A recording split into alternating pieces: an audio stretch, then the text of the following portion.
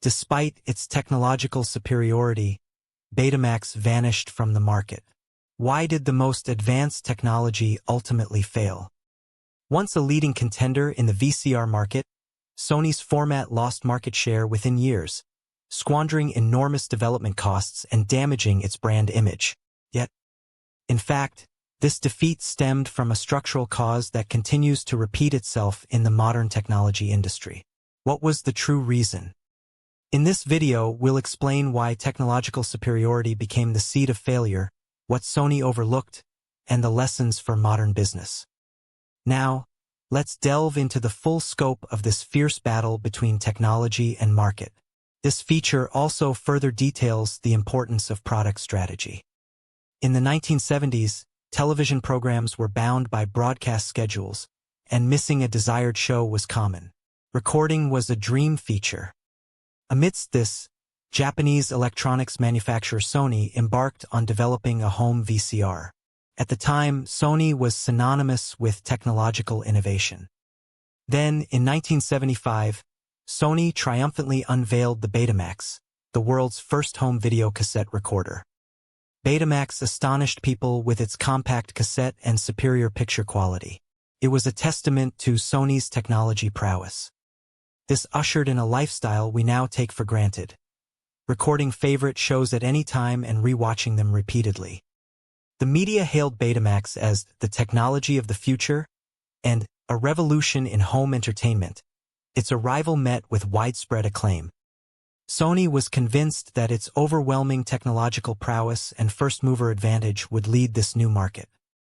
The home VCR market held immense potential, capable of fundamentally altering television viewing habits within decades. Sony's initial strategy was to launch Betamax into the market as its own high-performance, proprietary format. By prioritizing high quality and establishing market dominance ahead of rivals, Sony sought to build an unshakable position. Indeed, Betamax held a distinct advantage in terms of video clarity and audio quality compared to other products of its era.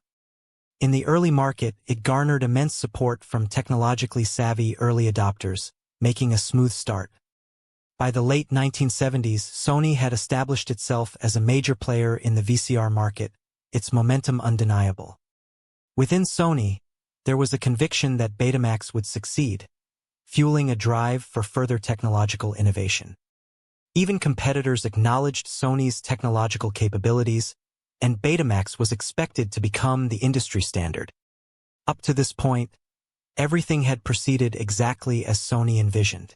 The market had enthusiastically embraced Betamax. However, Sony's relentless advance was halted by Japan Victor Company, JVC, who unveiled their proprietary VHS format in 1976. Early Betamax models offered a mere 1 hour of recording time, less than a single TV drama episode. In contrast, JVC's VHS supported 2 hours of recording from the outset, capturing consumers' latent desire to record entire TV programs. Sony prioritized picture quality, being reluctant to offer longer recording times, fearing degradation. Engineers' pride blinded them to market demands. Furthermore, Sony positioned Betamax as its exclusive proprietary format and was extremely reluctant to license it to other companies. In contrast, JVC actively disclosed VHS technology to other companies, licensing it to a wide range of manufacturers, thereby expanding its allies. Sony believed technological superiority alone would secure victory, seemingly prioritizing its own profits over market expansion. But here, a trap unnoticed by anyone was silently opening its maw. Internally at Sony, there was a strong conviction that Betamax is technically superior, so it will ultimately be accepted by the market. Past successes like the Walkman heavily influenced their decision-making, fostering a blind belief that technology is justice. The decisive turning point was the rapidly growing video rental market in the 1980s, something Sony had not anticipated.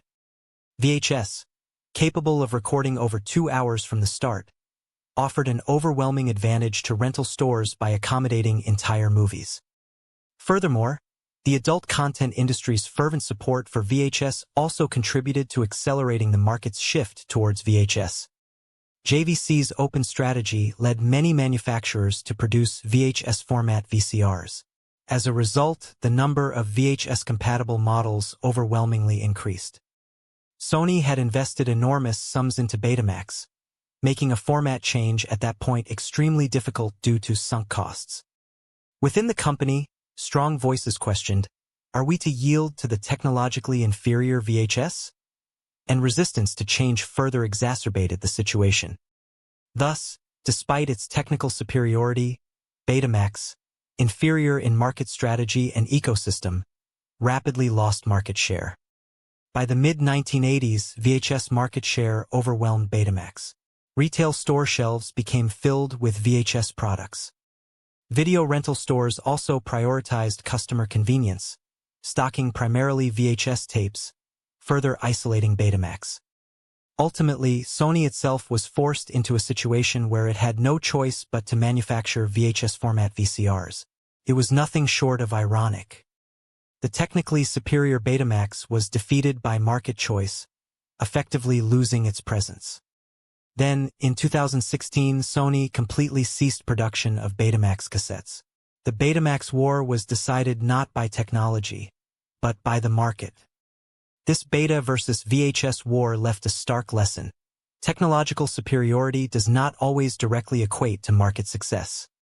It's not just about a product's individual performance, but how effectively one builds an ecosystem and captures consumers' latent needs. Why did technological superiority become the seed of failure?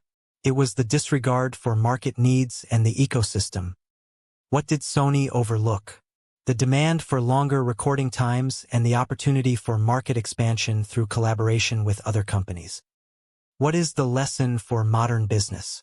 It's the fact that not just a product's individual quality, but the customer experience determines success. The battle between Beta and VHS confronts us with the cold reality that technology doesn't always triumph. There is a difference in the quality of decision-making between those who know of this failure and those who do not. History consistently provides us with clues for the future.